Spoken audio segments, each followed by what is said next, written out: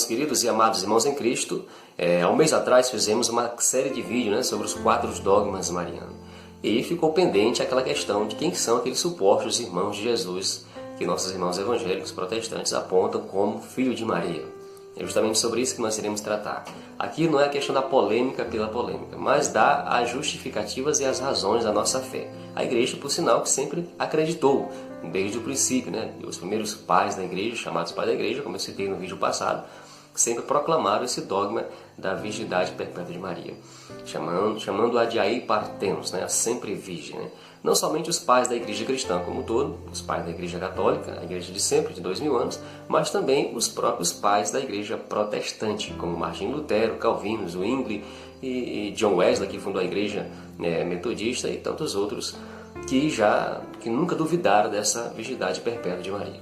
Então hoje nós iremos tratar quem são os supostos irmãos de Jesus.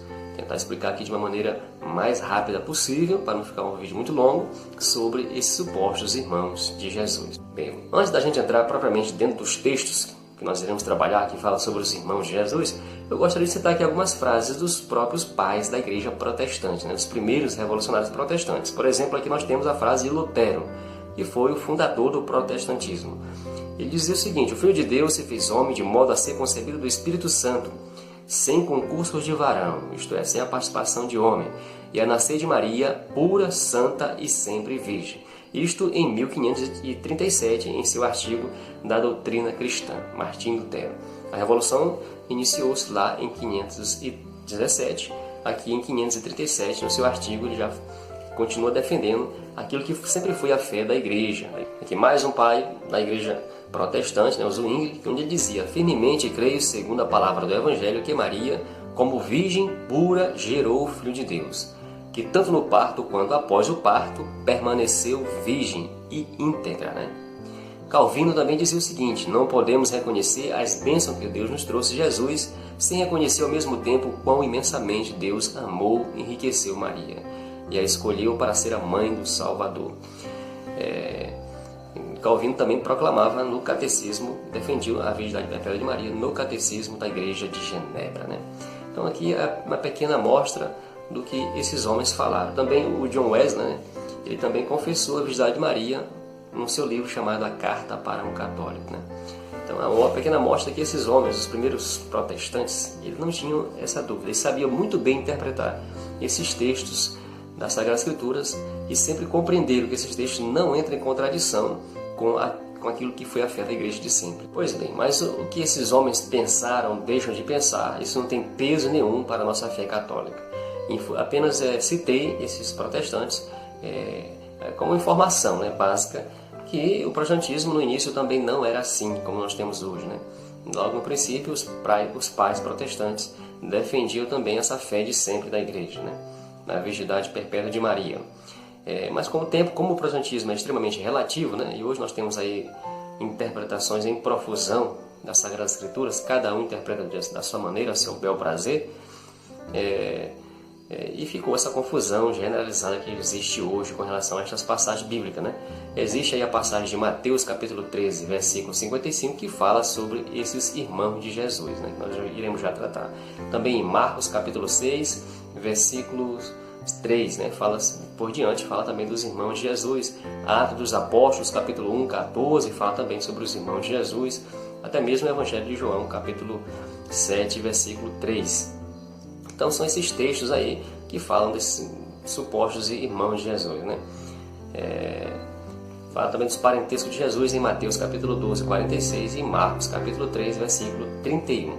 Então todos esses textos eles são tirados do seu contexto e são interpretados de forma equivocada e gera todo esse conflito aí com relação àquilo que foi a fé da igreja de sempre. Ficaria muito cansativo ler todos esses textos no nosso vídeo, né? Por isso vamos ler apenas aqui Mateus capítulo 13, versículo 55, onde cita os nomes dos irmãos de Jesus. Não este o filho do carpinteiro? Não se chama a mãe dele Maria e seus irmãos Tiago, José, Simão e Judas? E as suas irmãs não vivem todas entre nós? Então nós temos aqui esse dado preciso, né, de alguns nomes dos supostos filhos de Maria, que nós chamamos irmãos de Jesus: Tiago, José, Simão e Judas. Aqui cita 4 dos irmãos de Jesus e também faz referência às suas irmãs. A primeira coisa que precisamos saber é que dentro da tradição semítica, né, a língua hebraica e também a aramaica são línguas muito pobres, né, e não existia uma palavra específica para cada grau de parentesco, né. Por exemplo, primos, sobrinhos eram todos chamados de irmãos, porque não existia essa definição. Então, todos aqueles parentes próximos ali eram chamados de irmãos dentro da língua hebraica e também da língua aramaica, né? Por exemplo, nós vemos isso na própria Sagrada Escrituras, nos dá essas informações. Abraão, por exemplo, que era tio de Ló, mas se chamavam de irmãos. Nós vemos isso em Gênesis capítulo 12, versículo 5 por diante, também você pode conferir na sua Bíblia, aí em Gênesis capítulo 13, versículo 8, seguintes, né? E lá em Gênesis capítulo 11, versículo 31, nós temos lá Ló como filho de Arã. Arã era irmão de Abraão, então Ló era sobrinho de Abraão, mas eles dentro da Sagrada Escritura nós vemos lá eles se chamando de irmãos, né? Irmãos. O irmão também não era só uma questão de parentesco, mas uma questão de aquelas pessoas que viviam, que participavam da mesma tribo também se chamavam de irmãos. São muitos os textos bíblicos que falam sobre isso, até mesmo os irmãos na fé. E nós temos muitos exemplos na Sagrada Escritura onde fala sobre essas questões dos parentes se chamarem de irmãos e a Bíblia apresentá-los como irmãos. Não somente os parentes, como é o caso aqui de 2 Samuel, no capítulo 1, versículo 17 por diante, nós temos o grande lamento de Davi, lamentando a morte do seu grande amigo Jonatas, né? Onde ele fala: que sofrimento tenho por ti, meu irmão Jonatas. Aqui sabemos que a própria Bíblia nos mostra que Jonas não é irmão de Davi, mas são grandes amigos, né? Mas aqui no texto aparece como irmãos de Davi.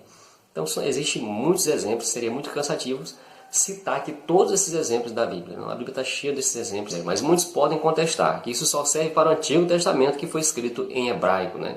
E não serve para o Novo, porque o Novo Testamento foi escrito em grego. E em grego existiam palavras correspondentes para irmãos, tanto para irmãos como para primos e também parentes, né? Por exemplo, adelphos, né? Que é uma palavra grega que especificamente é para irmãos, que é utilizada para irmãos de carne, carnais. E é justamente essa palavra adelphos que aparece no texto, dos textos onde fala dos irmãos de Jesus. E existe também uma outra palavra correspondente para primos, que eu não sei bem a pronúncia dessa palavra com exatidão, mas acredito que a pronúncia seria esta, anelpsius, que aparece aí em Colossenses capítulo 4, 10. Uma única vez que a palavra primo aparece nas Sagradas Escrituras, que é em Colossenses capítulo 4, versículo 10, onde diz o seguinte: saudam-vos Aristarco, meu companheiro de prisão, e Marcos, primo de Barnabé. Essa aqui é a única vez que aparece nas Sagradas Escrituras a palavra primo, especificamente, essa palavra primo, né? Essa palavra anelpsius, do grego, né? Essa única vez. Colossenses capítulo 4, versículo 10. A palavra parentes também aparece nas Sagradas Escrituras no grego, né? Que não existia antes no hebraico. Então, nós temos 3 palavras: adelphos, irmãos, anelpsius, que é primo, e uma outra palavra que aparece como para parentela, né? Parente, que está em Marcos, só um exemplo, aparece aí mais de 12 vezes esse termo parentes, em Marcos capítulo 6, versículo 4, onde Jesus diz o seguinte, no versículo 4, Jesus lhe dizia: um profeta só é desprezado em sua pátria e em sua parentela e em sua casa. Aqui é um exemplo que eu estou dando, aparece mais 12 vezes. Mas a palavra adelphos, né, que é irmãos, a palavra irmão aparece aí mais de 369 vezes dentro de toda a Bíblia, né?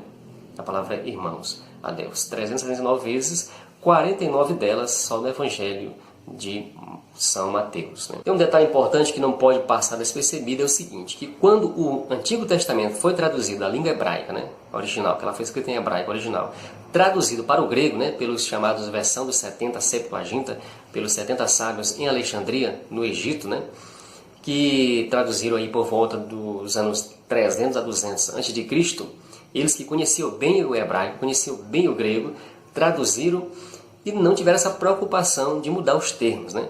Mas o mesmo termo irmão, que vai aparecer no Antigo Testamento, tanto para irmãos, filhos do mesmo pai, da mesma mãe, tanto para parentes próximos, também como amigos, como foi o caso de Davi, que eu citei, é justamente traduzido na versão dos 70 para a palavra adelphos, né? que é especificamente na língua grega para irmãos, filhos do mesmo pai e da mesma mãe. E também quem vai escrever o Novo Testamento, os hagiógrafos do Novo Testamento, com a mentalidade judaica que tinha, que eram judeus, eles vão também, não vão ter essa preocupação de especificar em cada palavra grega os termos, né? Primos, parentes próximos, mas utilizam sempre adelphos, né? Então, adelphos é utilizado tanto para irmãos, filho do mesmo pai, da mesma mãe, no Novo Testamento, também como é utilizado no Novo Testamento para parentes próximos. Também como é utilizado também no Novo Testamento para até mesmo irmãos na fé, como é o caso da carta de São Paulo aos 1 Coríntios capítulo 15, versículo 6, onde Paulo fala que Jesus Cristo já citou e tal, e que apareceu primeiro a Cefas, né, que é Pedro, nós sabemos que é Pedro, e também apareceu para mais de 500 irmãos que ainda vivem entre nós. Isso Paulo falando, há mais de 500 irmãos. E a palavra irmãos ali em 1 Coríntios é justamente a palavra adelphos, né? Sabemos que esses 500 irmãos eram irmãos na fé, eram cristãos, né? Não eram, esses 500 irmãos não eram filhos da mesma mãe, de um mesmo pai. Então são vários os exemplos também que eu posso dar para vocês, que a palavra adelphos é utilizada para parentes próximos e para irmãos na fé também no grego. Apesar de que o grego também tinha esses termos específicos, como já citei aqui. A palavra primo é citada apenas uma única vez no Novo Testamento. E a palavra parentela são aí, como eu já falei, 12 vezes citadas também. Então a palavra adelphos é citada muitas e muitas vezes, não somente para especificar irmãos do mesmo pai e da mesma mãe. No próximo vídeo nós iremos provar, dentro da própria Sagrada Escrituras, que Tiago, Judas, esses supostos irmãos de Jesus não são filhos de José e não são filhos de Maria. Isto é, não são irmãos de Jesus, filho do mesmo pai e da mesma mãe, mas são parentes de Jesus.